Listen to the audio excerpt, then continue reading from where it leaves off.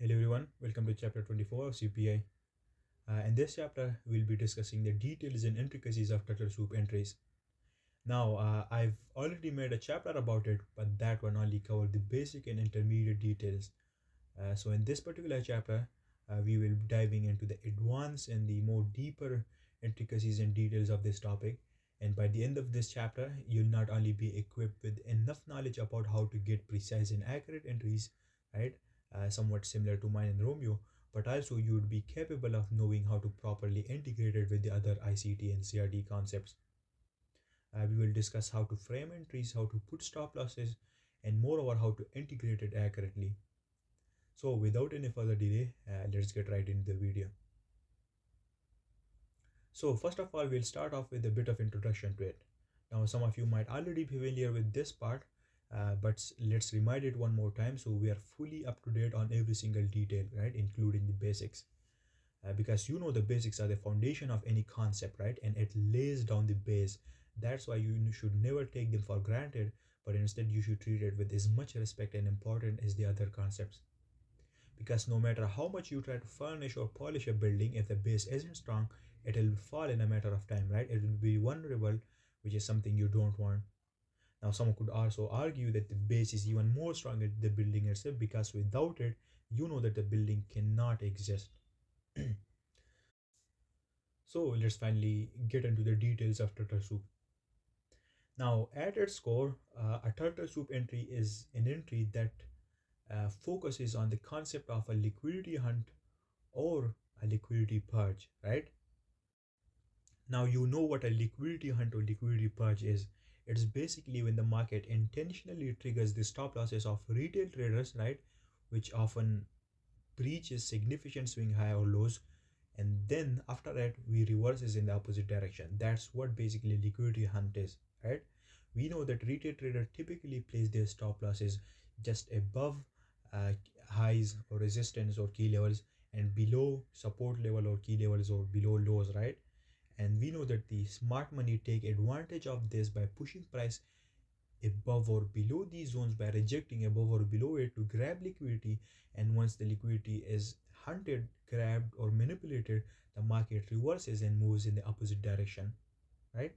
So basically, turtle soup entries allows you to join the move after the liquidity purge, which helps you position yourself on the right side of the market, along with the market makers in the institutions, right? It's like following the steps of the institutional player instead of actually getting caught in their traps. That's what the point of turtle soup entries is. Now you might be wondering, why is turtle soup the most advanced entry method, right? Because this method requires a deep understanding of market behavior, liquidity zones, and timing, right? You need to be fairly and well equipped and well versed with all of these aspects, knowledge about all of these aspects about the market behavior, liquidity zones, and timing before you are able and you are capable enough to have precise and accurate entries consistently, right? Because turtle soup isn't just about spotting patterns, right? It's about understanding why the market behaves a certain way around key levels, and why is this liquidity being purged, right? You are anticipating manipulation and then capitalizing on the reversal, which require precise analysis, execution, and also at the same time some level of intuition and experience as well. Now let's talk about why is turtle soup so effective. So number one, it capitalizes on the retail mistakes, right? Now most retail traders relies on conventional setups like support, resistance, indicators, and trend lines, right?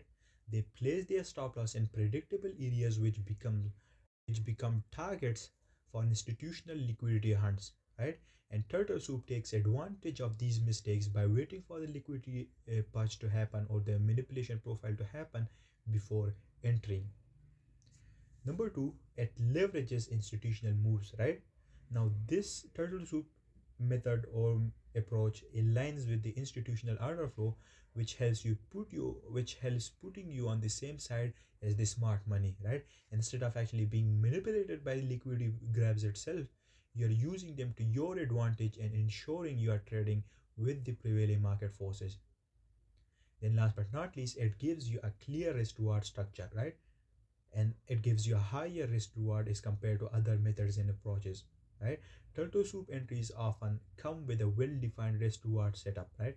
Your stop loss is placed just beyond the liquidity purge at a protected zone, and your target is aligned with the next logical liquidity zone or mean reversion. And this clarity allows you to manage risk effectively while also maximizing your potential reward. Now, moving on to the next slide. Here in this slide, let's start with what actually defines a turtle soup entry, and why it's one of the most precise and effective approaches and methods in ICD trading or CRT trading. We will cover both the content of the setup and the market context in which it occurs. So, what does a turtle soup entry look like? To recognize a turtle soup entry, you need to look for these distinct characteristics in price action, right? What happens is that price moves beyond a significant level briefly, right? The market pushes beyond a critical level such as a previous day's high, or a previous day's low, a candle range high, a candle range low, a swing high or a swing low, right? And this movement is designed to trigger stop losses of retail traders, which creates a liquidity purge.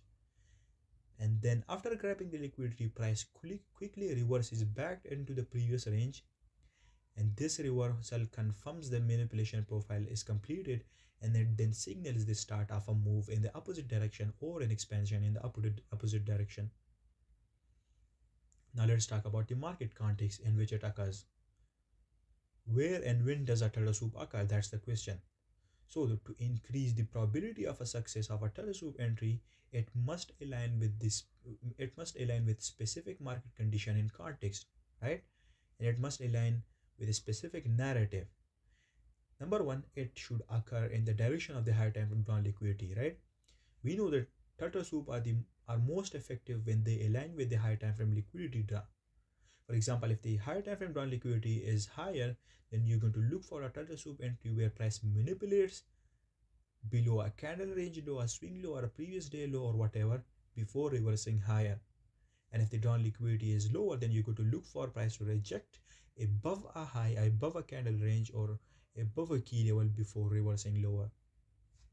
Second, turtle soup should occur around higher time frame key levels, right? The probability of a turtle soup increases when they occur at a higher time frame key level or near higher time frame key level, and with that turtle soup they also test those higher time frame key level. They could either be in the form of a daily 4 hour highs and lows, order block breakers, or fair value gaps, right? And then last but not least, the most important aspect that you must consider and look for is that these turtle soup must happen at key times, right? We know that timing is critical for turtle soup entries, right? And some of the key times for turtle soup entries are the 3 a.m. macro, the 9 a.m. macro, 11 a.m. macro, and maybe during kill zones such as the London kill zone and New York kill zone, right? These are key times at which turtle soup and manipulation profile happens. Now let's move on to the next slide. Here in this slide, we will talk about what aspects or factors makes a turtle soup high probability as compared to others. We'll also break it down into key factors such as high time frame drawn liquidity, sharp narrative, and the market context needed for these setups. Here are the high probability turtle soup key factors and metrics. Now, not all turtle soup are created equal, right? For a high probability turtle soup, you need a combination of precision, narrative, and alignment with the correct market dynamics, right? And let's explore what that looks like. First of all, we've got clear and defined drawn liquidity. The most critical factor for a high probability turtle soup is accurately identifying the high time frame drawn liquidity. You can only catch a high probability turtle soup if you know the direction that the market is aiming for. Number two, building a sharp narrative. Now, a sharp narrative ties together the high time frame context, intraday movements, and the market structure. And without narrative, your trade ideas are just guesswork, right? Um, And for building narrative, you'll use concepts such as weekly profiles, intraday profiles, the open high low close concept, power of three, dealing ranges to build it, right? I've made chapters on all of these concepts. So refer back to those chapters if you aren't equipped with enough knowledge about it. A strong narrative gives you trade context and increases your confidence in your trade idea. It helps you anticipate why and when the turtle soup is likely to play out, right? And then number three, you have to make sure that your turtle soup entry aligns with the correct market context, right? Even with a clear drawn liquidity and a sharp narrative, you need to ensure your setup aligns with the correct market context. And the key elements that makes up a market context are key terms. You're going to focus on kill zone like the London kill zone, New York kill zone, when turtle soup are most likely to occur. You're going to focus on key levels, right? You're going to make sure that your entries are aligned with high time frame significant key levels like 4 hour order block, breaker, refugees, etc. And then you're going to use standard deviations, right? You're going to use standard deviation levels or zones to identify where price might be overstretched, right? Which will increase the likelihood of a reversal, and then you could use that standard deviation analysis in your own favor. And then last but not least, high time frame order flow. You're going to make sure your trade aligns with the prevailing high time frame order flow, right? You're going to see that whether price is rejecting above highs, rejecting below lows, and then you're going to use that to your own advantage by looking for rejection of highs in a bearish context or a rejection of lows in a bullish context, right? Now, the reason we make sure to do all of that is because proper market context ensures your setup isn't random, right? It increases the probability by aligning your trade idea with the broader market dynamics, right? And what you're going to do is you're going to make sure to connect the dots between the drawn liquidity, building a sharp narrative in the correct market context. And when all these elements align with each other, you have a precise high risk to reward ratio setup that leverages institutional moves and avoid retail traps. Moving on to the next slide. Here in this slide, let's comprehend this concept of market context even more. Now, the reason why I'm explaining each one of these concepts in such detail is to make sure that you know how important they are, right? And not only that, but also to give it as much significance as I am giving it, right? And for you to become fully aware of it, because without it, you won't be able to have precise and good entries and executions. That's why these topics need and deserve as much time as the concepts itself, right? In fact, I could argue even more. Now, to make the most of the soup entries, you need a strong market context that aligns with the higher time frame structure, timing, and standard deviation zones. Number one, key levels. Now, the foundation of any delta soup setup lies in the correct use of higher time frame key levels, right? And based on time frame alignment, you're going to choose key levels that matches with your trading time frame. For example, if you are an intraday trader, you're going to use daily or 4 hour key levels, and similarly for swing trading, you're going to focus on weekly or monthly key levels. Number two, key times, right? Now, timing is everything when it comes to spotting high probability data soup, right? These setups are more effective when they align with each other logically at key times. Now, to use key times effectively, first of all, you're going to match key times to your own trading style, right? Your trading style in instrument determines the best time to look for data soup entries. For example, as an intraday trader, you need to look for entries and kill zones and key macro within the trading day. If you are a scalper, then you need to look for entries within kill zones at key macros. And similarly, if you are a swing trader, then you need to look for entry at key days of the week and key weeks of the month and even key months of the year, right? That's how you're going to determine your key time based on your own trading style. Now, liquidity hunts and reversal tends to happen at specific times when institutional players are most active, which makes key times essential for the correct market context. And then number three, standard deviations, right? Standard deviations help quantify how far price has moved from its mean, and it basically highlights areas where turtle soup setups are most likely to form and occur and for reversal profiles to happen. And you know the best turtle soup occurs at 2 standard deviation, 2.5 and 4 standard deviation zones. Now let's move on to the next slide. And let's break down refined entries for turtle soup setups and how to apply the correct logic. Now, a common mistake in trading turtle soup setup is rushing into an entry as soon as a high or low is taken. But let's be real, that's not how you catch precise high probability trades, right?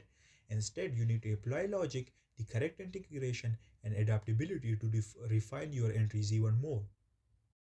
Let's break it down step by step here. Number one, you're going to make sure that you don't rush into any trade, right? You're going to make sure that the move ends. The first rule of refined entry is that don't randomly take an entry just because liquidity has been hunted or a high or low has been taken, right? And this is exactly where most traders screw up. They just see a random high or a random low, and when that high low is taken, they take an entry immediately and straight away, which eventually leads them to their stop loss being hunted, and then price reverses on them, and then they wonder what happened, right?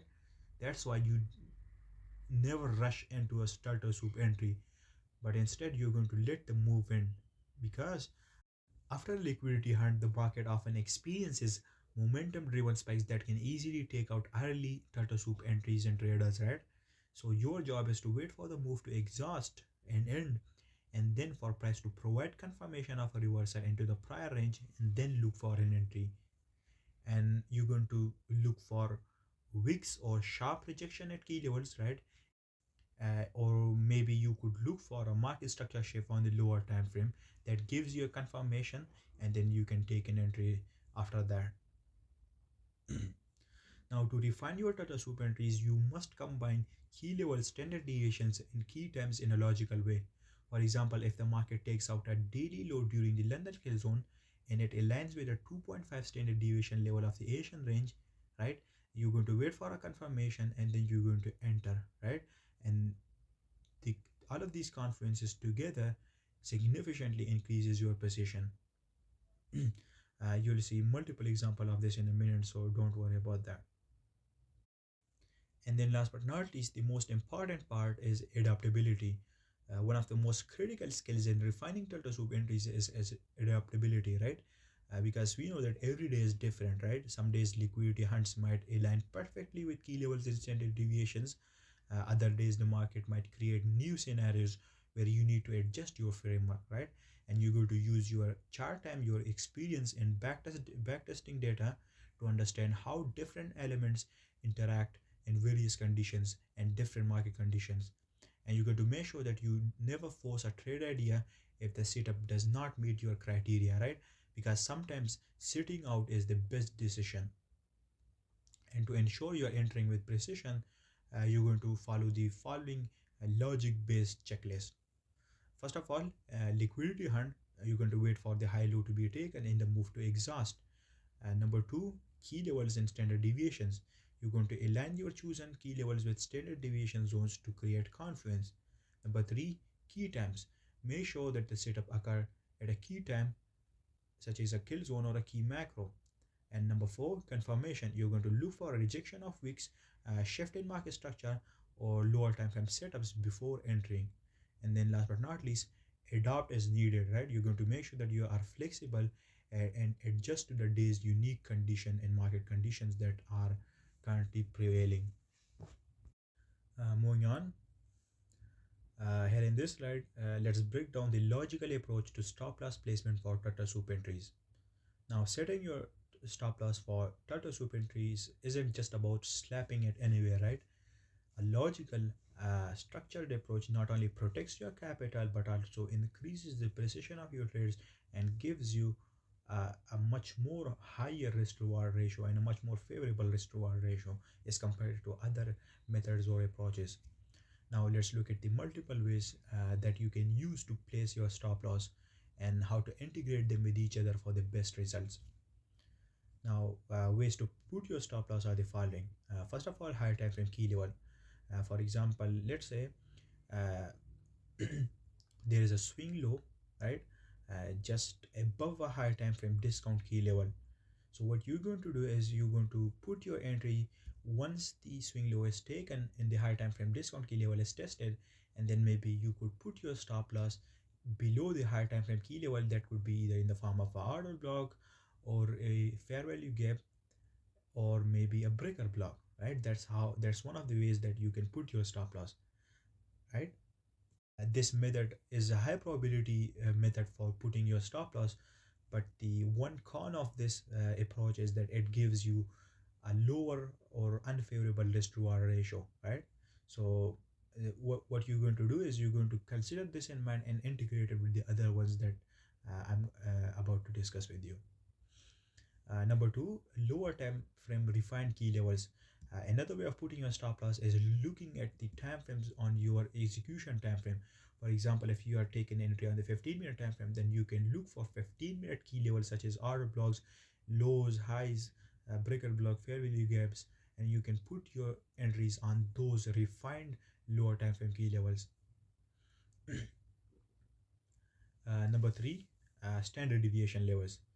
What you're going to do is you're going to calculate your standard deviation levels, the one standard deviation zone, the two, 2.5, or the four standard deviation zone, from means or ranges like the Asian range, manipulation legs, or CBDR, and then you're going to use these levels as logical stop loss points. Right now, I've already discussed this part with you in the standard deviation chapter. So if you haven't watched that one, make sure to watch that chapter first, so you're going to know exactly what I'm talking about.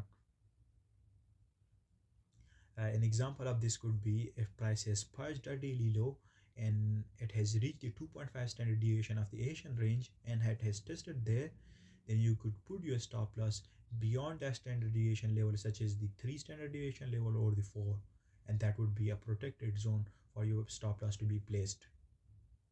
Uh, Next one we've got is order block stop loss. You can use the order block created during the liquidity hunt as your stop loss anchor, right? You're going to place your stop loss beyond the order block, which is going to ensure that it's within a logical structure.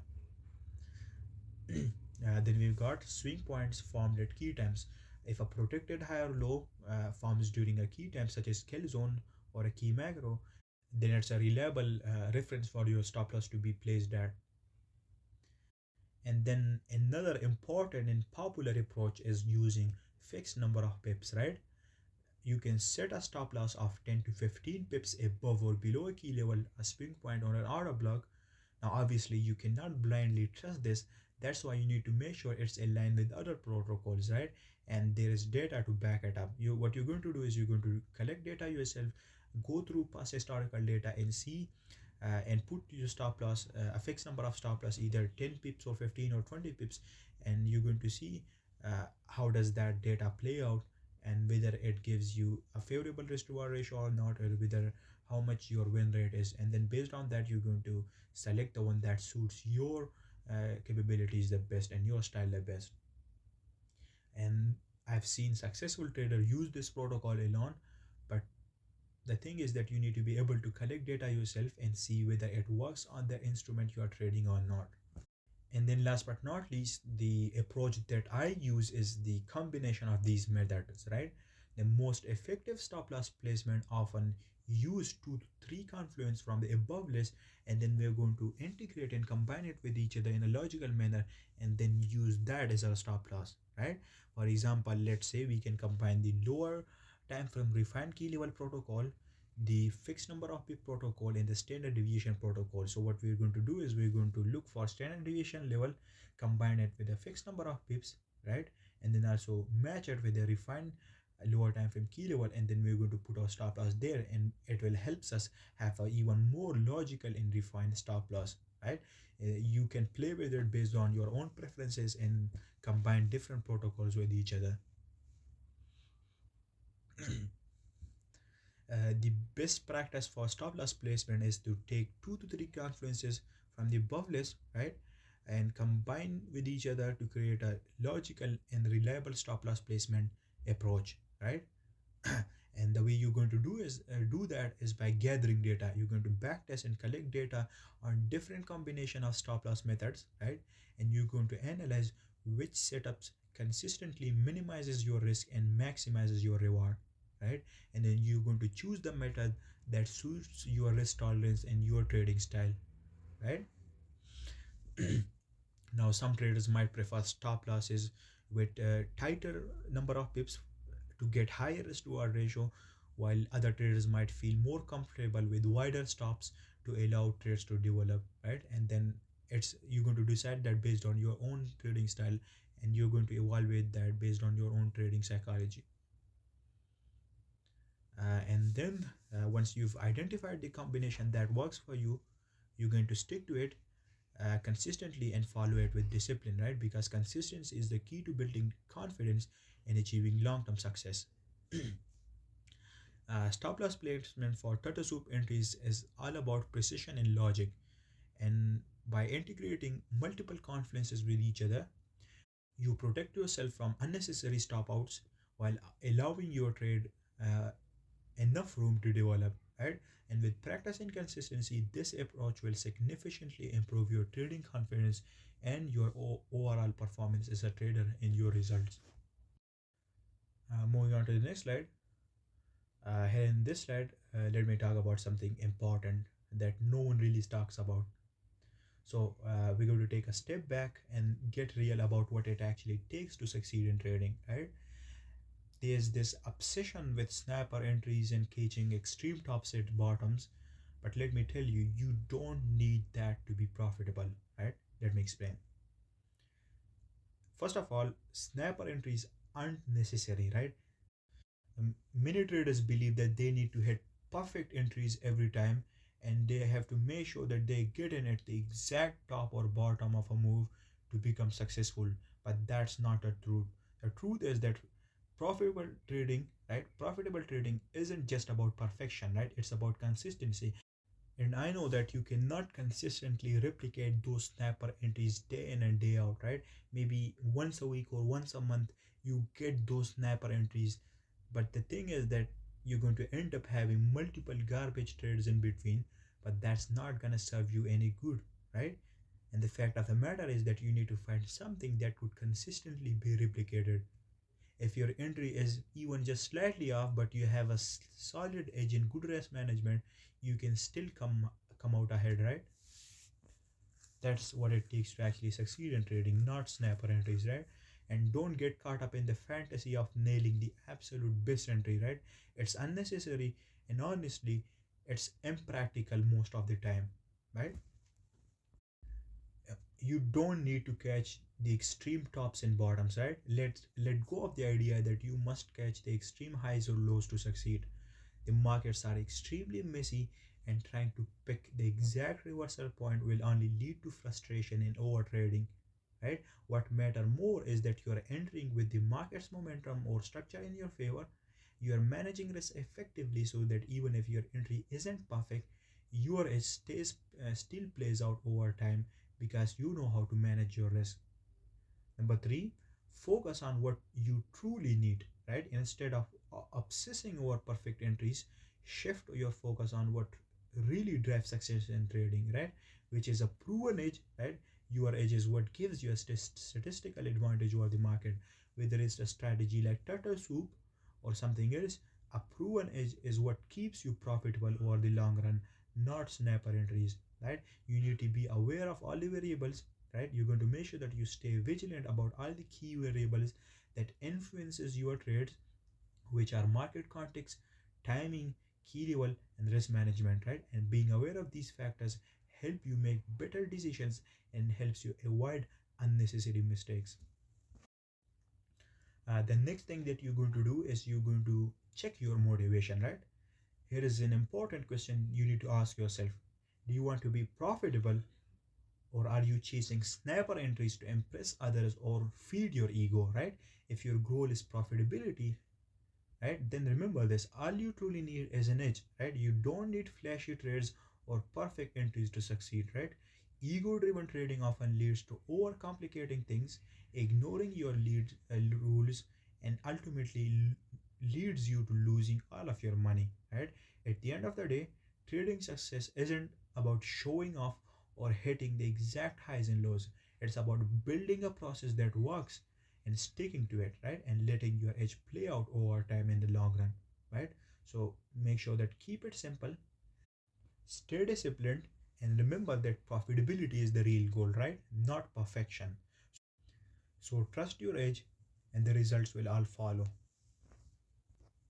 So remember this talk and remember this part of this chapter whenever you feel the urge to wanting to have precise and perfect entries, because honestly you don't need them and they are impractical, and what you need is a consistent approach that you can follow objectively and mechanically day in day out, that earns you profit over the long term, instead of having flashy setups and flashy execution that does not serve you any purpose in the long run.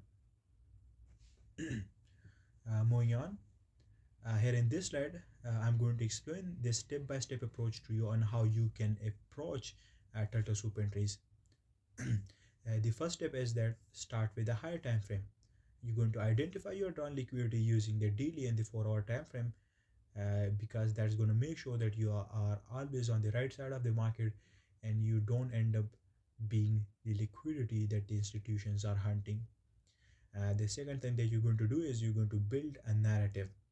You're going to determine how price is likely to move towards return liquidity, and to back that up you're going to identify which key level, which high time key level it might test before expanding towards the target, right? That's called building a narrative, right? And you're going to also consider when liquidity might be taken, meaning you're going to time all of this analysis and add the time factor into it. And then the third thing is that you're going to select key levels and candle ranges. You're going to select the relevant candle ranges and key levels that aligns with your high time frame drawn liquidity and aligns with the narrative that you've built. And you're going to draw out the standard deviations of potential mean ranges, right, like the Asian range or CBDR, and you're going to align them with your Tata soup entries. Next thing you're going to do is you're going to wait for liquidity hunt or manipulation, right? You're going to look for these liquidity hunts or turtle soup at kill zones or key macro times of the day, and then you're going to refine your levels using standard deviations. You're going to match and integrate the standard deviations with key levels to refine them further for a more accurate turtle soup setup. And then last but not least, you're going to set your stop loss, right? You're going to follow your stop loss protocols that you've collected, and you're going to then also set the take profit level or the target level and let your entry play out. Moving on to the next slide, right here you can see this price action chart. We have this naked chart and we're going to use it as a case study, and we're going to see how we can have precise and accurate data soup entries, and we're going to use the concept that we discussed earlier. So let's move on to the next slide and let's annotate all the relevant key levels on the chart to see what we are up to. Right here you can see that we are in a bearish order flow because we are rejecting above highs and breaking below lows, and that means our drawn liquidity is lower right here. What you can see right here is on the left, we've got this higher time frame. What you can see is we've got this high, and just above that high we have the fair value gap, which is our 4-hour higher time frame key level, and just below that high we have this 4-hour candle range, right? And that is a 4-hour candle range because it formed at a key time, right? So that is our CRT, and we're going to use that to frame entries on the lower time frame. And on the left we've got the lower time frame, and you can see the first one, that is the CBDR or the central bank dealers range, and then along with that we also have the second gray box, which is the Asian range, and these are basically the means. And what we're going to do is we're going to plot out the standard deviations of these means, and you can see that we have these different standard deviation levels, which aligns with the higher time frame candle range or CRT. You can see that the 2.5 in the 2 standard deviation zone of the CBDR aligns with that candle range high, and then for the Asian range we have the 2 and 2.5 standard deviation level which aligns with each other, align with the other standard deviation level.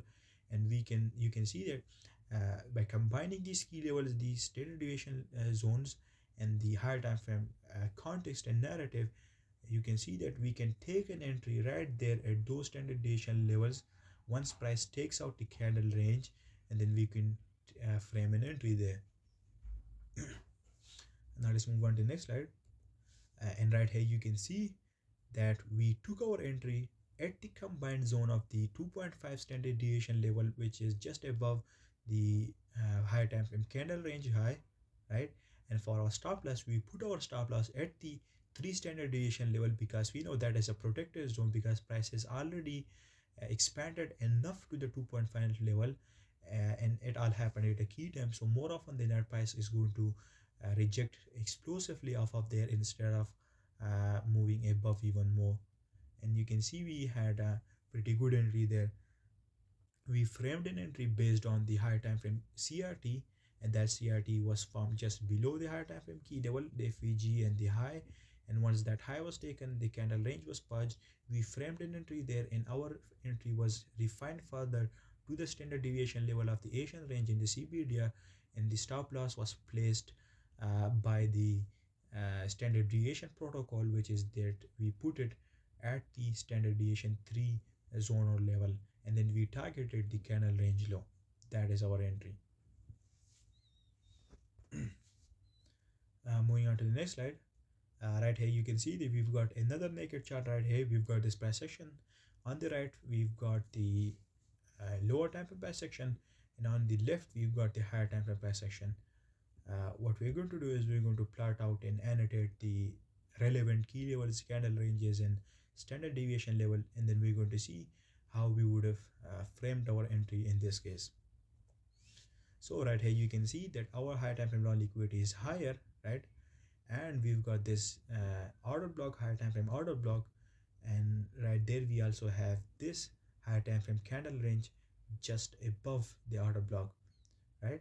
And on the lower time frame price section you can see that we have the Asian range, and also you can see this manipulation leg as well. With this manipulation leg we took out this high, so we can also use this manipulation leg to mark out other standard deviation levels as well, relevant standard deviation level where we could look for our entry setups or entries, data soup entries. So you can see what price did is came down lower, took out the high time frame candle range and tested the high time frame key level, which in this case is the order block. And you can see also we had this mini turtle soup right here, and that turtle soup happened to perfectly align with the 2.5 standard deviation level of the manipulation leg, and also with the 3 standard deviation level of the Asian range. So what we would have done in this case is put our entry at the 2.5 standard deviation level, or after the turtle soup happened, right, on the lower time frame. And for entry we would have put our entry at the 3 standard deviation level of the manipulation leg. So let's see how we would have taken our entry. And right here you can see the entry was taken right after the turtle soup, and we took it right away because we didn't need to refine it further because it already matched with the standard deviation levels beforehand. So the only thing that was left is for us to place and put our stop loss, which happened to be at the standard deviation 3 level of the manipulation leg. And this is exactly how you're going to frame your entries, refine your entries, and place your stop loss based on standard deviations, key levels, and turtle soup entries. This is how you do it.